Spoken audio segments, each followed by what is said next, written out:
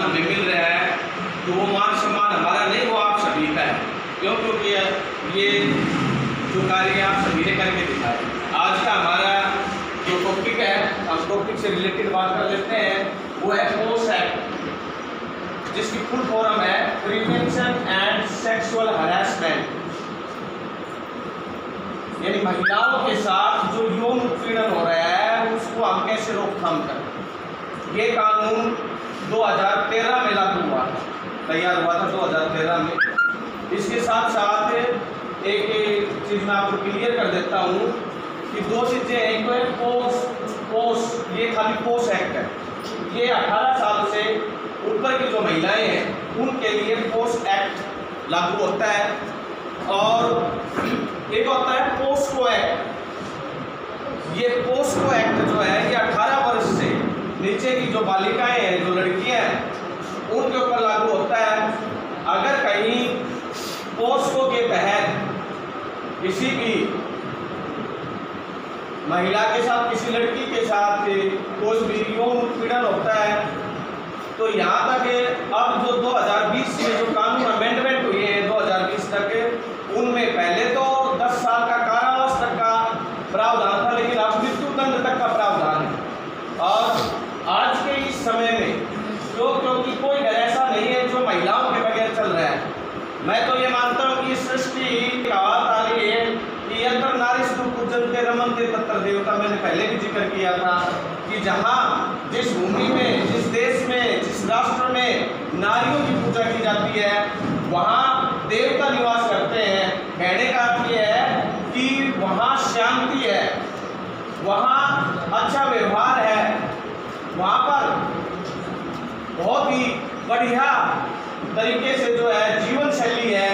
हम ये बात मानते हैं क्योंकि देवताओं का निवास करने का यहाँ ये है कि वहाँ किसी तरह की कोई समस्या नहीं है, सारी समस्याएं खत्म है। तो मेरा कहने का अभिप्राय ये है कि महिलाओं को सुरक्षित करना बहुत जरूरी है।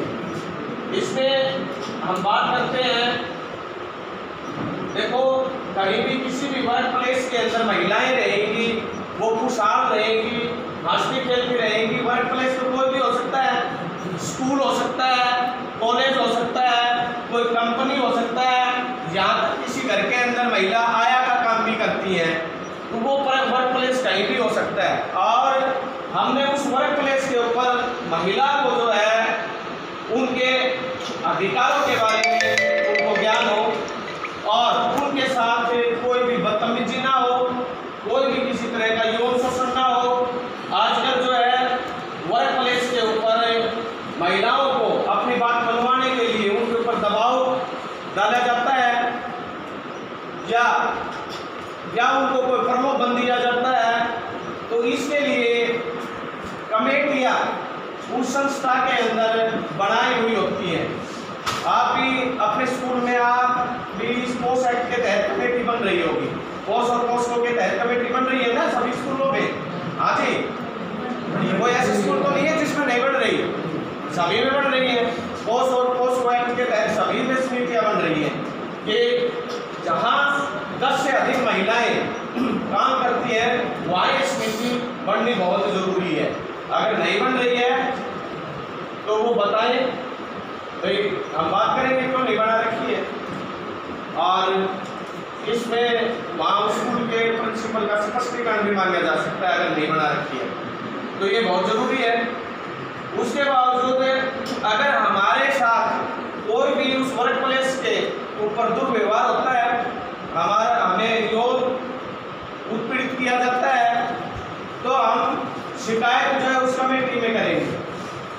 अगर मान लीजिए उस कमेटी का इंचार्ज जो होगा, उस कमेटी का जो इंचार्ज वो कोई भी वरिष्ठ महिला, सबसे प्राथमिकता तो महिला को दी जाएगी।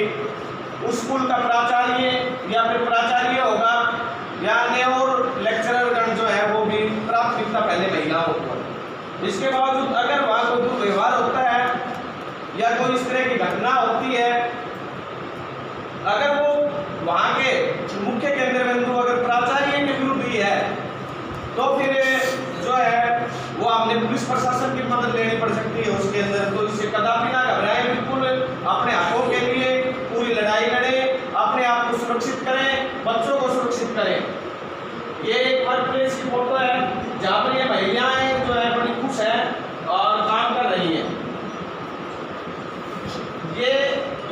इसमें पोस्ट अधिनियम क्या है, कैसे काम करता है, मैंने आपको बताया। अधिनियम क्या है, कार्यस्थल में यौन उत्पीड़न के प्रकारों के बारे में जानकारी देना है, कानूनी प्रावधान और दंड के बारे में चर्चा करना है, शिकायत दर्ज करने और निवारण प्रक्रियाओं को समझना है कि हमें शिकायत कैसे दर्ज करनी है, जो मैंने आपको पहले बताई, और उनका निवारण कैसे होगा।